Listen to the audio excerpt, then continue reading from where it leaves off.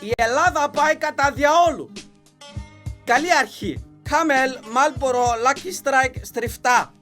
Και καλά όλοι πίνουν τσιγάρα. Fortnite. Αυτό δεν είναι μόνο η Ελλάδα. Είναι όλος ο κόσμος. Έχουμε το καλύτερο πράγμα. Σουβλάκι! Σκατά! Επί 5. Η Ελλάδα είναι τέλεια.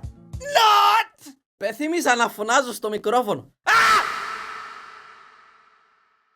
Την Ελλάδα πρέπει να περιγράψω εγώ. Μα με μονάχα 5 λέξεις δυστυχώς δεν μπορώ. Χρειάζομαι πάνω από 30 για να βρίσω καλά την πουτάνα. Τι είναι όλη αυτή η αρνητικότητα για την Ελλάδα?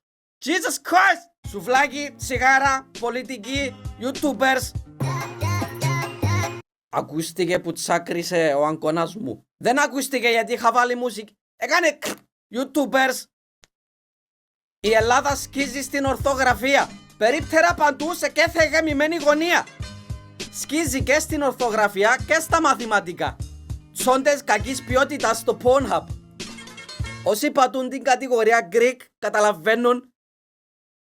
Εγώ δεν πηγαίνουμε εκκλησία και κρίνουμε άλλους. Ain't that the truth? Άναψε το flash ρε μαλάκα! Μας νίκησε μια Ισραηλινή κότα.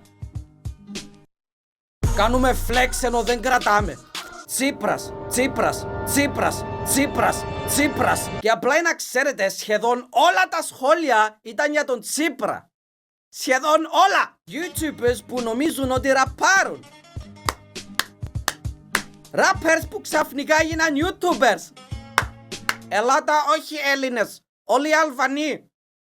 2J, ανεργία, κρίση, ναρκωτικά, μαλάκες. Γιατί με βάζεις μέσα στα αρνητικά δηλαδή? Χάλια, ψεύτικοι και με αξιοθέατα. Όλοι βρίζουν μάνες μεταξύ τους. Το πρόσεξα κι εγώ αυτό. Να πω κι εγώ, όχι να μην πεις. Παντόφλα. Είμαστε μερικά δισεκατομμύρια χρόνια μπροστά. Σαρκασμός. Όλες οι γιαγιάδες είναι άσχημες. Οι γέροι δεν ξέρουν τεχνολογία. Γέροι ζουν ακόμα στο 1860. Κατά Ελλάδα, χαλαρά με τους γέρους. Jesus. Κανείς δεν ξέρει από memes. Όντως είναι κρίμα αυτό. Ευτύσα. Δεν περάσαμε στο παγκόσμιο κύπελλο. Αυτό το σχόλιο το βάλα και στο προηγούμενο, πείτε μου εσείς. Αλλά τέριαζε πιο πολύ σε αυτό. Μια κακή αντιγραφή της Αμερικής. Απ' τα πολιτικά στη μουσική. Δεν κάνει κρύο στην Ελλάδα.